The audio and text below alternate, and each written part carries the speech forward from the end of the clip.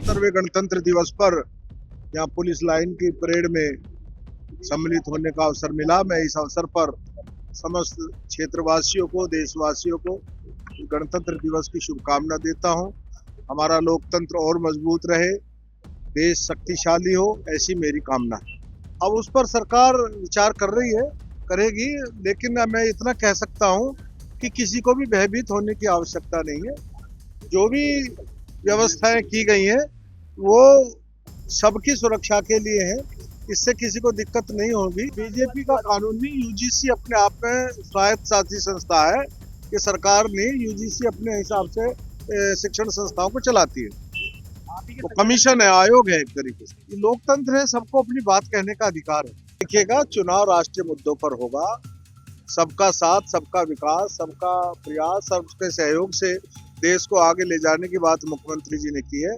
और जब हम सबका साथ और सबका विकास की बात करते हैं तो उसमें सभी वर्ग, सभी जाति, सभी क्षेत्र आते हैं। और आज देश आगे बढ़ रहा है, शक्तिशाली हो रहा है, देश आर्थिक रूप से संपन्न हो रहा है, देश का नौजवान स्टार्टअप शुरू करके लोगों को रोजगार दे रहा है।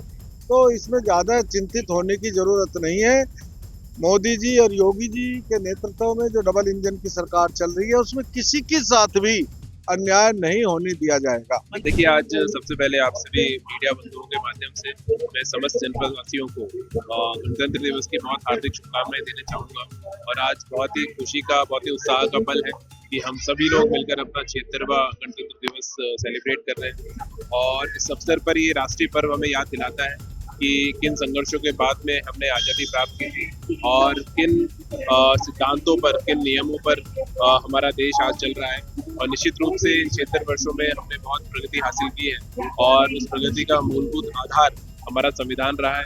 तो निश्चित रूप से हमारे संविधान को नमन करते हुए मैं यही कहना चाहूँगा कि समस्त जनपदवासी राष्ट्र के नागरिक हैं और राष्ट्र के नागरिक के रूप में हमारे जो कर्तव्य हैं इस राष्ट्र को सशक्त बनाने के लिए सभी उसमें योगदान दें, प्रण लें और उस विचार को उत्तरोत्तर समाज में भी आगे बढ़ाएं।